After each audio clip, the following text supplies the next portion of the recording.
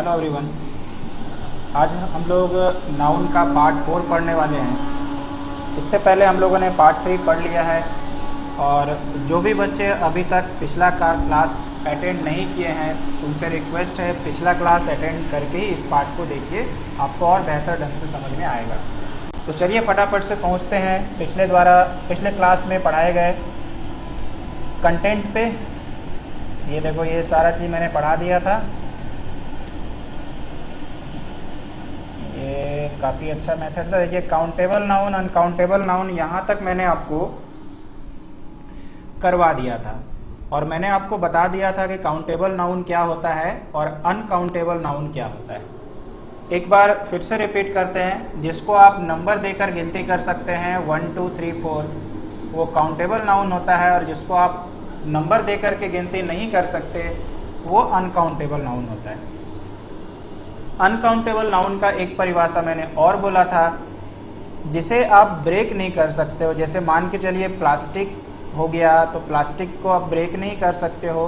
जैसे ज्वेलरी हमारे पास हो गया, आप ब्रेक नहीं कर सकते हो, तो उस हिसाब से हम लोग उसको अनकाउंटेबल कहेंगे। तो खैर, मैंने इसके बारे में पहले से ही आपको बता दिया है।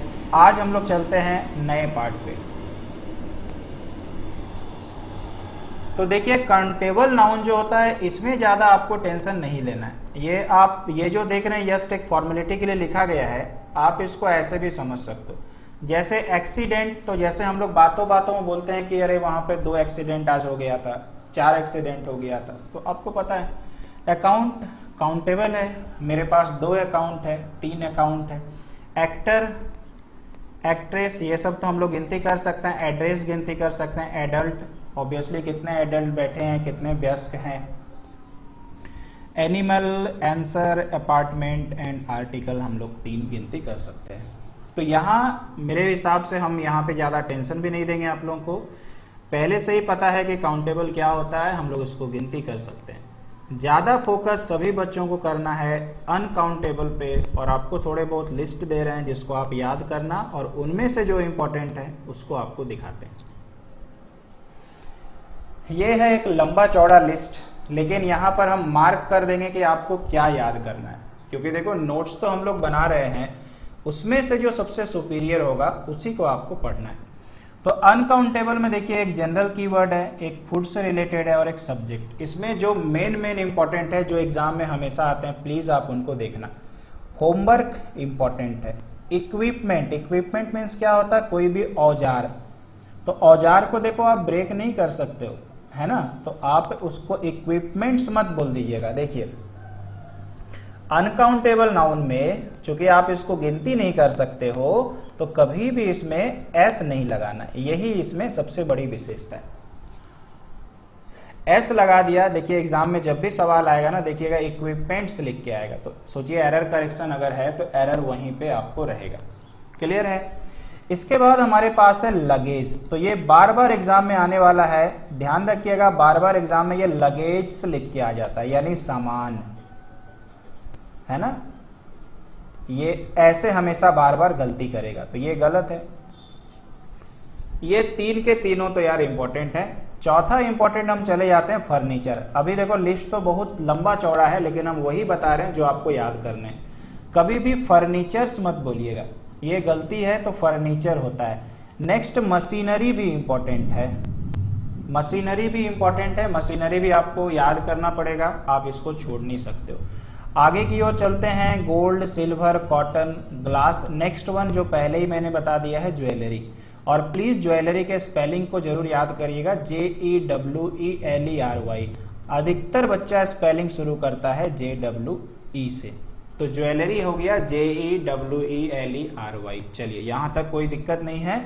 इसके बाद हो गया परफ्यूम, याद करना कर सकते हैं, soap, paper, would, petrol, gasoline, kerosene तेल हो गया।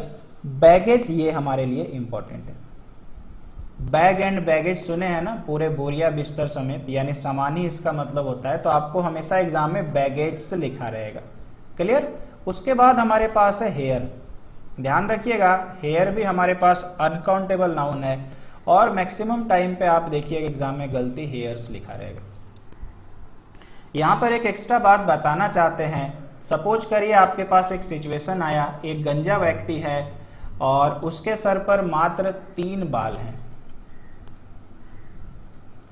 अब आप मुझे बताइए, अगर मुझे इंग्लिश में बोलना पड़ा कि उस व्यक्ति के सर पर 3 बाल हैं तो कैसे बोलिएगा? तो ध्यान रखिएगा 3 हेयर तो हम लोग बोल नहीं सकते। क्यों मेरे भाई? हेयर क्या है? अनकाउंटेबल नाउन, और हेयर अगर अनकाउंटेबल नाउन है तो उसके आगे हम नंबर नहीं लगा सकते हैं। समझ रहे हो? तो ये थोड़ा सा ट्रेजेडी है यहाँ पे। अब आप सोचेंगे सर कि फिर बोलेंगे कैसे, मात्र 3 बाल रहे तो किस तरह से बोलेंगे आप सोचिए। तो इसमें आपको करना है इस तरह से 3 स्ट्रैंड्स ऑफ हेयर। देखिए आप लोगों को रिकॉर्डिंग के टाइम में अभी थंडरिंग हो रहा है और अभी हमारे पास देखिए आपको 12:37 हो रहे हैं, और देखते हैं कि अगर बहुत ज़्यादा होगा तो मुझे बीच में स्टॉप करना पड़ेगा।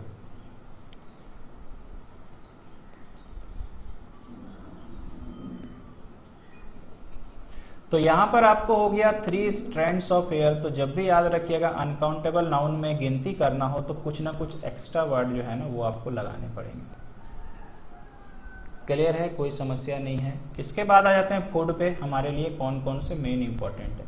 तो सबसे पहले ये वर्ड हमारे लिए बहुत जरूरी है, जिसको नॉर्मली बच्चा ब्रेड्स बोल ही देता है।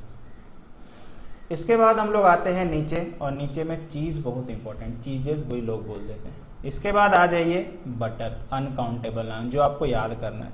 ठीक, फिश भी अनकाउंटेबल नाउन होता है ना? आप फिशेस कभी मत बोलिएगा। ये सब कुछ एक्सेप्शनल बातें हो गई। फिशेस ऐसे तो सोचिए कि हम लोगों ने 2 मछली लिया है ना, लेकिन प्रैक्टिकल लाइफ में ज़्यादा क्या व्यवहार होता है? हम लोगों ने 100 ग्राम लिया, हम लोगों ने 1 केजी लिया, हम लोगों ने 250 ग्राम लिया। कभी नहीं कहते हैं कि प्रैक्टिकल लाइफ में 3 मछली खरीद के आए। हम लोग कहते हैं कि यार 150 ग्राम खरीद के लाए। तो इस कारण से फिश जो है ना वो अनकाउंटेबल नाउन के कैटेगरी में आता है। इसके बाद जो ये फ्रूट है, ये फ्रूट तो जुबान इतना खराब हो चुका है हमारा कि फ्रूट्स ही मुंह से निकलता है। वी आर ईटिंग फ्रूट्स, तो लेकिन फ्रूट्स नहीं बोलना, वी आर ईटिंग फ्रूट। समझ रहे हो यार? ठीक है ना? तो इसको कुछ एक्सेप्शनल बातें याद करिएगा। सॉल्ट, टी, कॉफी, तो इस वाले मैंने आपको बता दिया कि इसमें कौन सा सबसे ज्यादा इंपॉर्टेंट है जिसको आपको फोकस करना। अब आ जाते हैं सब्जेक्ट और फील्ड के ऊपर। तो सबसे पहला वर्ड ही इंपॉर्टेंट है मैथमेटिक्स। तो ये सब तो सोचो कि सब्जेक्ट जो भी होता है उसके लास्ट में एस लगा ही रहता है, और वो अपने आप में जो होता है वो अनकाउंटेबल नाउन के कैटेगरी में चला जाता है। ठीक है? इसके बाद हमारे पास आ गया फिजिक्स, इकोनॉमिक्स, इसके बाद इथिक्स। अब ये सब तो कॉमन है, ये सब आजकल के एग्जाम में नहीं आते हैं, तो मैं इसमें आपको ये बोलूंगा कि याद तो करो, अच्छी बात है। ये जो है ना फिजिक्स, इथिक्स, इकोनॉमिक्स, एक जगह आप और पढ़ेंगे, तो फिलहाल हम अभी हटाते हैं। अब आपको फोकस कहाँ पे करना, ये इंपॉर्टेंट है। आर्किटेक्चर, मैक्सिमम टाइम आर्किटेक्चर्स मुंह से निकल जाता है, ये आर्किटेक्चर्स नहीं होगा। ग्रामर याद रखिएगा, इसको अच्छे भाषा में ग्रामर पढ़ते हैं, नॉट ग्रामर, ग्रामर, राइट।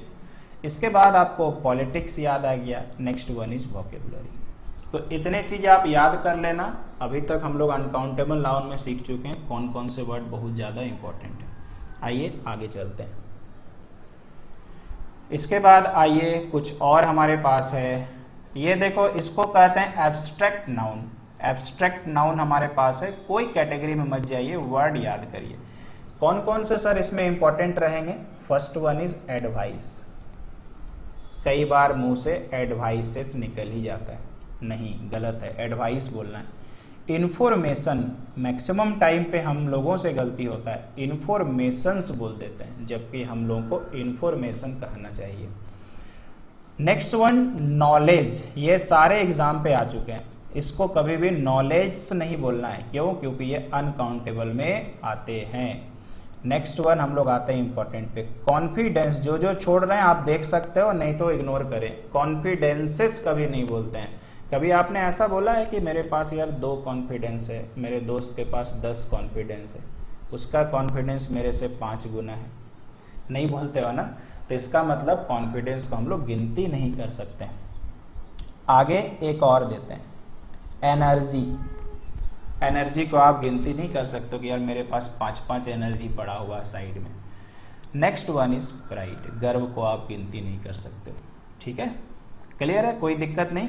अब वेदर पे आ जाते हैं। जैसे अभी थंडरिंग हो रहा आपका वीडियो रिकॉर्ड कर समय, तो थंडर, 4 थंडर हुआ, 4 गरजा, ऐसे नहीं बोलते हो ना। ठीक है, ये हो गया। इसके बाद लाइटनिंग, ठीक, ध्यान देना। इसके बाद इस वाले में और कोई भी इंपॉर्टेंट नहीं है। लैंग्वेज आप छोड़िए, ये एग्जाम में नहीं आता, बस एक अपने पास स्टॉक रख सकते हैं। स्पोर्ट छोड़ दीजिए, एक्टिविटी छोड़ दीजिए। तो अभी तक जो मैंने अनकाउंटेबल नाउन में बताए हैं, आपसे रिक्वेस्ट है कि आप अच्छे से उसको याद कर लेना, बहुत बढ़िया से, बहुत अच्छे ढंग से। ठीक है, आगे चलते हैं। अब आ गया सबसे इंपॉर्टेंट, मतलब एक तरह से कह सकते हो कि इसके बाद जितना आगे पढ़ेंगे ना, ये नाउन का हार्ट है। क्यों ऐसा कहा जा रहा? क्योंकि ज्यादातर सवाल अभी से शुरू होने वाले हैं। क्लियर, आइए देखते हैं। नाउन टाइटल देखो कितना सुंदर है, exist only in plural form. एक ऐसे नाउन जो हमेशा प्लूरल में ही होता है, उसका सिंगुलर आप एस नहीं हटा सकते। For example binoculars. तो यहां पर बच्चा ये नहीं समझे कि यार ये एस लगा है तो प्लूरल हो जाएगा, और अगर मेरे को एक तो लिखना है तो हम एस हटा देंगे। जी नहीं, ये गलत बात है। यानी ये जितने सारे वर्ड अभी आप देख रहे हैं, सब के सब प्लूरल पहले से ही होते हैं। क्लियर, कोई दिक्कत नहीं। इसके बाद हमारे पास है हेडफोन्स। कभी भी हेडफोन नहीं बोलना चाहिए, क्योंकि हेडफोन्स ही होता है। Sunglasses, next one is glasses, next one is scissors, next one is tweezers. Clear है भाई? ठीक है, इसका मतलब अभी आपने ये समझ लिया कि यहाँ पर जो जितने सारे आप वर्ड देख रहे हो, उसमें ऑलरेडी जो है, ठीक है, ऑलरेडी जो है ना एस लगा हुआ है, और आप उसमें एस हटा करके सिंगुलर नहीं बना सकते। क्लियर है सब लोगों को? कोई दिक्कत नहीं। यहाँ पर अगर थोड़ा सा देखा जाए तो क्या आपको सबका हिंदी आता है? तो एक बार चेक करते हैं। बाइनोकुलर समझ गए हैं, एक तरह से दूरबीन का छोटा भाई है। ठीक है ना, बाइनोकुलर दूर से दूर की चीज़ों को देख सकते हैं। हेडफोन समझते हैं, रोज लगा करके कान में रखे रहते होंगे। सन ग्लासेस, चश्मा, ये नॉर्मल, ये धूप वाला चश्मा, ये नॉर्मल। सीजर्स मतलब कैंची, ट्वीजर्स मतलब क्या होता है? चिमटा। नेक्स्ट, क्लॉथ से रिलेटेड कुछ वर्ड हैं। Jeans, pyjamas, tights, knickers, short, trousers, pants.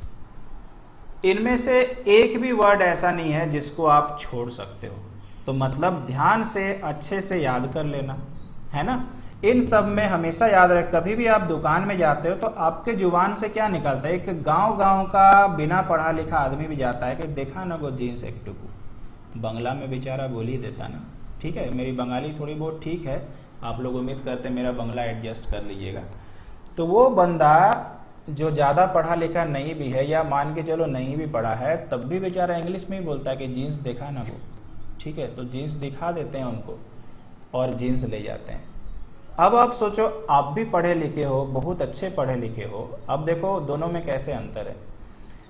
तो वो भी बंदा जीन्स मांग रहा, आप भी पढ़े लिखो, आपको भी जीन्स मांगना है। लेकिन कभी अच्छे जगह में जाइएगा तो फिर क्या हो जाएगा? अगर मान के चलो एक अच्छा इंग्लिश प्रयोग करना है, बोलना है कि मेरे को एक जीन्स चाहिए, तो फिर तो बंदा फंस जाएगा।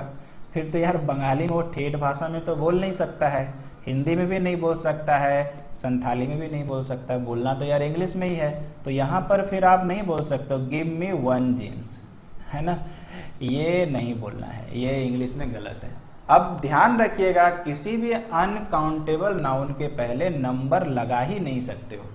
जैसे मैंने आपको हेयर का एग्जाम्पल दिया, उसके पहले आप लगा ही नहीं सकते हैं, समझ रहे हैं ना। तो इसका बहुत एकदम अच्छा सा ट्रिक्स बताते हैं, और हमेशा याद रखिएगा ये जितने सारे शब्द हैं उसको अगर एक वचन में कन्वर्ट करना है, यानी एक का बोध कराना है, तो आपको एक वर्ड बताते हैं, ए पेयर ऑफ बोल देना। ये गोल्डन ट्रिक से याद रखिएगा, ए पेयर ऑफ। यानी अगर आप दुकान गए और बोलेंगे कि मेरे को यार एक जीन्स खरीदना है, तो एक जीन्स को ऐसे बोला जाएगा, ए पेयर ऑफ जीन्स। अगर आपको ट्राउजर्स खरीदना है लड़के या लड़कियों को, तो आपको बोलना है a pair of trousers, not trouser. That is trousers, right.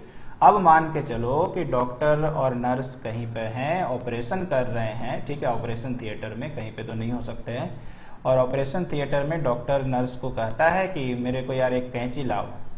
अब मान लो नर्स का इंग्लिश थोड़ा कमजोर है, 4-5 थमा दी, ठीक है। तो इसका मतलब दोनों को पढ़ा लिखा होना पड़ेगा। समझ लो यार, मजाक मजाक में कितना अच्छा चीज़ सीख रहे हैं। तो अगर डॉक्टर को कहना है नर्स से कि एक कैंची मेरे को दो, तो उनको ऐसे बोलना पड़ेगा, ए पेयर ऑफ सीजर्स। देखो आपको इंग्लिश स्पोकन भी सीखने को मिल रहा है, आप एग्ज़ाम में तो अच्छा प्रदर्शन करिएगा ही, लेकिन आप साथ साथ ये भी सीख रहे हैं। तो उम्मीद करते हैं समझ में आ गया होगा। तो आप जो कान में ठूस के रखते हैं वहां पर इंग्लिश क्या बोलना पड़ेगा, I am using a pair of headphones, यानी मैं अब एक हेडफोन यूज कर रही हूं या कर रहा हूं। I am wearing a pair of glasses, a pair of sunglasses, आप इंग्लिश में ऐसा बोल सकते हो।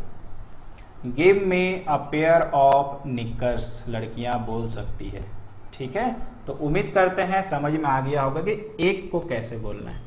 यहाँ पर एक चीज और समझाना मुझे बनता है। अगर आपको बोलना है कि बाइनोकुलर्स है और आपको चुनाव करने बोला जाए कि इज लगेगा कि आर लगेगा, अभी तो मैंने सब्जेक्ट वर्ब एग्रीमेंट नहीं पढ़ाया है, फिर भी देखते हैं। तो चूंकि ये वर्ड जो है वो प्लूरल है, इसलिए इसके साथ लग जाएगा आर। इज लगता है सिंगुलर के लिए, आर लगता है प्लूरल के लिए। अगर मान के चलिए कि मेरे को एक लिखना है, तो मैंने क्या बताया, अ पेयर ऑफ बाइनोकुलर्स। अब आपको मैंने पूछा कि यार इज लगेगा कि आर लगेगा, तो आपको मैंने क्या सिखाया, ये क्या हो गया सिंगुलर, यानी अब इज लगेगा। उम्मीद करते हैं ये ट्रिक्स आपको पसंद आया होगा। लिखेंगे कैसे, बोलेंगे कैसे और कैसे वर्ब का प्रयोग करेंगे, ठीक है। आगे चलते हैं और देखिए आपके साथ आपके पास सुंदर सुंदर वर्ड है ना। यहाँ पे देखो लिखा हुआ बिलोंगिंग्स, यानी आपके परिचित, जो प्लूरल फॉर्म में होते हैं। ध्यान दीजिए, ऑलरेडी एस लगा। क्लॉथ्स, नॉट क्लॉथ, क्लॉथ कभी नहीं बोलना है। कॉन्ग्रेचुलेशंस, बधाइयाँ, बधाइयाँ जी, ठीक है ना। फिल्म में सुनते होंगे कॉन्ग्रेचुलेशन नहीं बोलते हैं। आप कभी फेसबुक में वो बना बनाया मारते होंगे, उंगली से छूते होंगे, तो कॉन्ग्रेचुलेशंस लिख के आता है। कभी कभी ना उन सब से ये भी सीखिए। इसके बाद ये लड़कियाँ ये पढ़ के खुश हो जाएगी, ईयर रिंग्स, ठीक है ना, ठीक है ना। यहाँ पे चलो, अच्छा ये अर्निंग्स लिख दिया ना, इसमें हम चलो ईयर रिंग्स, ये भी चलेगा, ये भी चलेगा। यहाँ तो आपको अर्निंग्स लिख दिया है, ठीक है ना। ईयर रिंग्स भी चलेगा। चलो उसके बाद गुड्स है, सामान। नेक्स्ट वन इज लाइक्स और डिसलाइक्स। तो ध्यान रखिएगा, आप मुझे बताइए मेरे को ही लाइक देते हैं तो देखना नीचे में लाइक्स लिखा रहेगा और डिसलाइक्स लिखा रहेगा, नॉट लाइक और डिसलाइक। क्लियर है। नेक्स्ट वन इज आउटस्कर्ट्स, इसका मतलब होता है सीमा, आउटस्कर्ट्स, ठीक है। नेक्स्ट वन इज प्रेमिसेस, देखो बिल्डिंग इसका मतलब होता है। Next one is saving money, stairs, surroundings, thanks. इसमें से सर कौन सा हम लोग को याद करना चाहिए, गोल घेरा लगाते हैं। बिलोंगिंग्स याद करना, क्लॉथ्स याद कर लीजिएगा। इसके बाद आपको लेके चलते हैं दाहिने साइड। दाहिने साइड में आप याद करिएगा आउटस्कर्ट्स और next one premises. That's it, इतना ही आपको पढ़ना है इस वाले स्लाइड से। आगे चले, ये देखिए कैसे यूज होता है, मैंने लिखा। और ये जो आप लिस्ट देख रहे हो ना, सब के सब एग्जाम पे पूछे जा चुके हैं, सब के सब, और सब में करेक्ट करना था और मैंने करेक्ट करके लिख दिया। आपको मैंने क्या सिखाया, जब भी किसी प्लूरल फॉर्म को सिंगुलर बनाना इन सब वर्ड के लिए, तो क्या लगा देना है, a pair of, a pair of. देखिए सब पे लगा है, यानी ये जितने भी हैं सब जो है ना, सब के सब सिंगुलर बन चुके हैं। प्लूरल था तो हम लोगों ने ट्रिक्स बनाया सिंगुलर का। तो प्लूरल को सिंगुलर बनाने का एक छोटा सा ट्रिक्स है, अ पेयर ऑफ। तो ट्राउजर्स का हिंदी आता है, जींस का आता है, शूज का आता है, स्लीपर्स मतलब चप्पल, ग्लासेस का आता है, ग्लोव्स मतलब दस्ताना, और ईयर रिंग्स, देखो यहाँ पे मैंने सही लिख दिया है, ठीक है, ईयर रिंग्स, ठीक है। अभी लड़कियां खुश हो सकती है, ठीक है। तो ईयर रिंग्स क्या होता है, ऑलरेडी प्लूरल होता है, एक कान में थोड़ी होता है यार। और मान लो लड़का जो कुछ भाई थोड़ा अच्छा दिखना चाहता है, सामने वाले को इम्प्रेस करना चाहता है, तो एक कान में लगा के भी घूमता है, लड़की 2 कान में लगा के घूमती है, लड़का एक में घूमता है। तो वो बेचारे को कभी इंग्लिश में सामने वाले को जाके कुछ बोलना हो, कुछ गिफ्ट देना हो, तो एक कान में पहन के जाएगा, तो कैसे बोलेगा? अ पेयर ऑफ इयररिंग्स। तो समझ गए भाई, किसी को इम्प्रेस करने के लिए भी इंग्लिश सीख रहे हैं और नंबर लेने के लिए सीख रहे हैं, भविष्य में दोनों काम आएगा। चलिए, तो ये देखो मैंने लिखा हुआ था और एग्जाम से उठा करके या अपनो नेट में भी मिल जाएगा। A pair of, we can use a pair of to refer to one example. देखिए, I bought a new pair of binoculars last week. तो देखिए पेयर ऑफ लिखा हुआ है ना, एक बाइनोकुलर मैंने खरीदा। That old pair of trousers, ठीक है, तो बोला है कि जो पुराना वाला एक ट्राउजर था will be useful for doing jobs in the garden. ये सब आपको लिखा रहेगा, बस आपको फोकस करना है कि ट्राउजर के साथ पेयर ऑफ दिया है कि नहीं, इतना ही टेंशन लेना है। नेक्स्ट वन, मान के चलिए आपको एग्जाम सॉरी दुकान में गए, आपको 2 ठो चश्मा खरीदना है, तो कुछ नहीं करे, चेंज करते रहे। मैंने क्या सिखाया अभी आपको? सिंगुलर बनाने का तरीका, ए प्लेयर पेयर ऑफ ग्लासेस, ठीक है यार, कभी कभी ध्यान दूसरी जगह रहता है ना, तो ये निकल जाए। अ पेयर ऑफ ग्लासेस, ठीक है, तो इसका मतलब ये हो गया कि अगर आपको 2 चश्मा बोलना है तो ए मतलब 1 होता है, तो 2 बोल दीजिए ना। 10 चश्मा बोलना है तो 10 बोल दीजिए ना।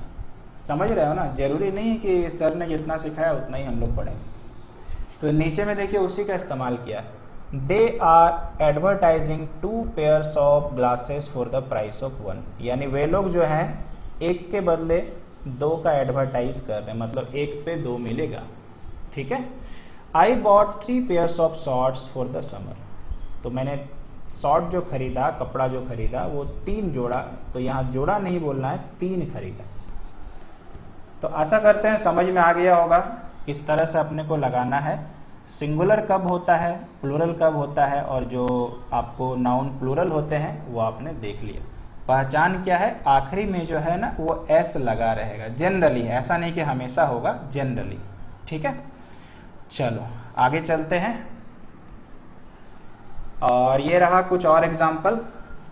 दीज सीजर्स आर, तो यहां पर बस आप इतना ध्यान रखिएगा, ये देखो सीजर्स है, पेयर वर्ड नहीं आया, मतलब ये प्लूरल होगा, प्लूरल के साथ आर लगा, आपको इतना ही एग्जाम में पहचानना है। इसके बाद देखो क्लॉथ्स लिखा हुआ है, आर लगेगा, ठीक है, और इसी तरह से कुछ एग्जाम्पल हमारे पास है, ठीक है। और यहां पर एक लास्ट एग्जाम्पल बताते हैं। ये आउटस्कर्ट्स का मतलब, जैसा कि मैंने बोला, सीमा या दहलीज। I live on the outskirts of the city, मतलब एक सिटी के एकदम दहलीज या सीमा में मैं रहता हूं। जैसे एकदम सीमा से सटा हुआ जो चीज होता है ना, जो जगह होता है ना, उसको हम लोग आउटस्कर्ट्स कहते हैं। तो आशा करते हैं समझ में आ गया होगा, सारे डाउट प्लूरल वाले में क्लियर हो गए हैं। आइए चलेंगे आगे। अब आइए और एक जबरदस्त चीज, टाइटल पढ़ते हैं, look like plural but always singular. अब इसमें क्या एक्सेप्शन है? हमने थोड़ा देर पहले क्या पढ़ा था, मैंने ऐसे शब्द दिखाए कि जहां पर लास्ट में एस लगा हुआ था लेकिन वो फिर भी प्लूरल ही था। अब हम लोग क्या पढ़ रहे हैं कि दिखता वो प्लूरल है, देखो लास्ट में सब में एस लगा है लेकिन होता सिंगुलर है। होता क्या है? सिंगुलर है। तो आइए देखते हैं। यहां पर एक भी शब्द ऐसा नहीं है भाई कि जो हम आपको बोले कि आप मत पढ़ो, सबको पढ़ना पड़ेगा। मैथमेटिक्स, फिजिक्स, स्टैटिक्स, ये आप सब लोग जानते होंगे, सारे के सारे सब्जेक्ट होते हैं, है ना। कभी कभी नहीं भी यूज होते हैं एज ए सब्जेक्ट, दूसरी तरह से यूज हो सकते हैं। इसके बाद है न्यूज़। न्यूज़ का फुल फॉर्म जानते होंगे हमारा, north, east, west, south. Ethics, linguistics, phonetics, politics, economics, statistics. देखो यहाँ पर स्टैटिस्टिक्स है, ये स्टैटिक्स, दोनों में अंतर है। मीजल्स, ये तो बीमारी का नाम है। मम्स, ये सब पढ़ा दिए हैं। Rickets, billiards, darts, droughts, innings. इसमें सबसे मोस्ट इंपॉर्टेंट क्या है जो एग्जाम पे बहुतों बार रिपीट हुआ, आइए बताते हैं। सबसे पहले मोस्ट इंपॉर्टेंट इसमें जो एग्जाम में रिपीट हुआ है, न्यूज़, पहला ये। उसके बाद हमारे पास है पॉलिटिक्स, दूसरा ये। इसके बाद तीसरा में अगर हम लोग जाते हैं तो मम्स, तीसरा जो एग्जाम पे रिपीट हो चुका है, चौथा इनिंग्स। हमेशा याद रखिएगा आपको ये जो इनिंग्स है, अगर आपको इनिंग्स में, ठीक है, इनिंग्स में इज या आर चुनने देगा तो आप जनरली क्या करिएगा, आर लगा दीजिएगा और आपसे गलती हो गया।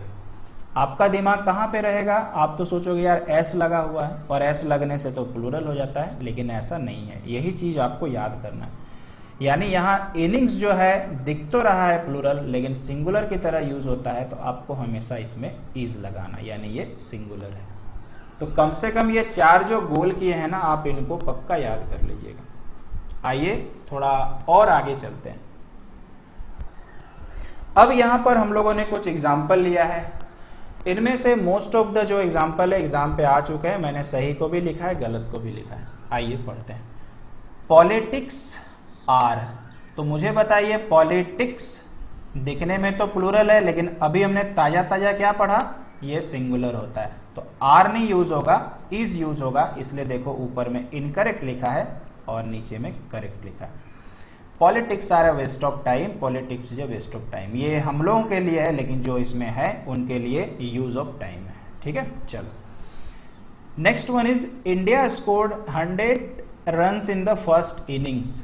ठीक है, तो यहां पे देखिए मेरे मुंह से इनिंग्स ही निकल रहा क्योंकि मुझे पता है, लेकिन यहां पर ये लोगों ने गलती किया कि लास्ट में एस छोड़ दिया। और बच्चे अगर फर्स्ट टाइम पढ़ेंगे तो उनको कुछ भी गलती नहीं नजर आएगा। तो इसका मैंने सही फॉर्म क्या किया है, देखो इनिंग्स लिखा है, क्योंकि इनिंग्स ही होता है, इनिंग करके कुछ नहीं होता है, इनिंग्स ही होता है ना। नेक्स्ट पे चलते हैं। This news were broadcasted yesterday, तो न्यूज का मैंने बोला सिंगुलर, सेम थिंग मिस्टेक है, वेयर नहीं होगा, प्लूरल की लगता है, न्यूज के साथ लगेगा वाज। ठीक है, यहां पर अब एक सवाल आपसे है, ऐसे आगे और भी एग्जांपल्स है। यहां पर एक सवाल आपको हम छोड़े जाते हैं, एक होमवर्क, अगर आप बच्चा इतना दूर तक इंग्लिश देखेगा तो एक छोटा सा होमवर्क है। मुझे बताइए यदि इनिंग्स तो चलो होता है,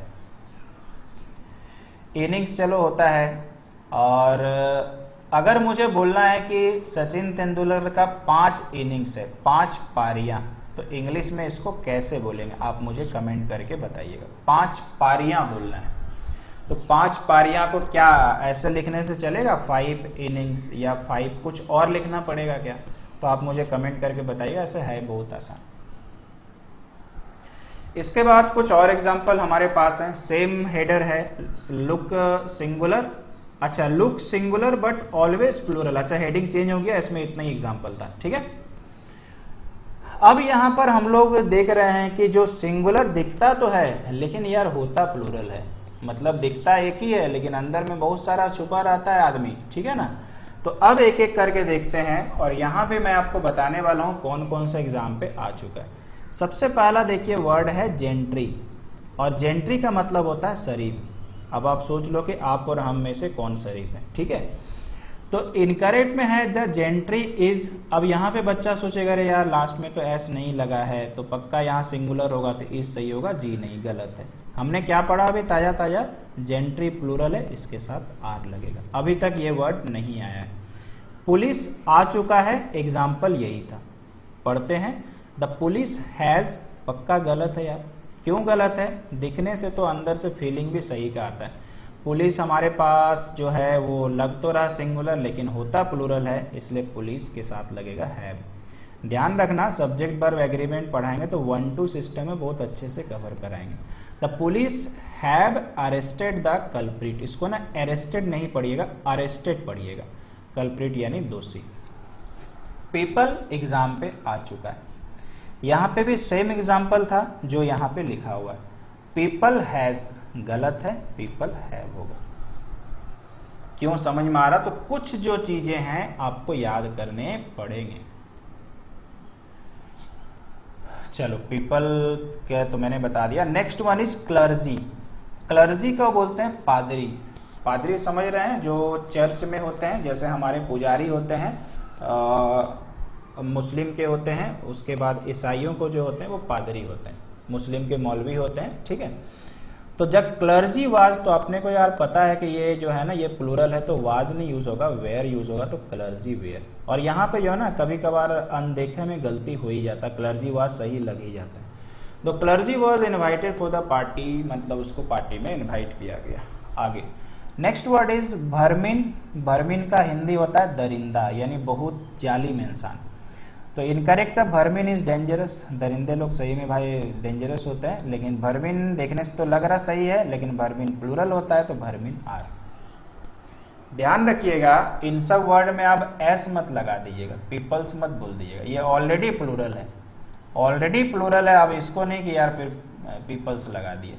यानी मैं आपको बताता हूं, आप मुझे बताइए अभी हमने क्या पढ़ा, ये ऑलरेडी प्लूरल है, तो यार ऑलरेडी अगर प्लूरल है तो फिर एस कहां से लगेगा, तो ये वर्ड ही गलत हो जाएगा। आशा करते हैं समझ में आ गया। तो लास्ट जैसे जैसे चल रहा है थोड़ा प्रेशर आपके ऊपर बढ़ा है।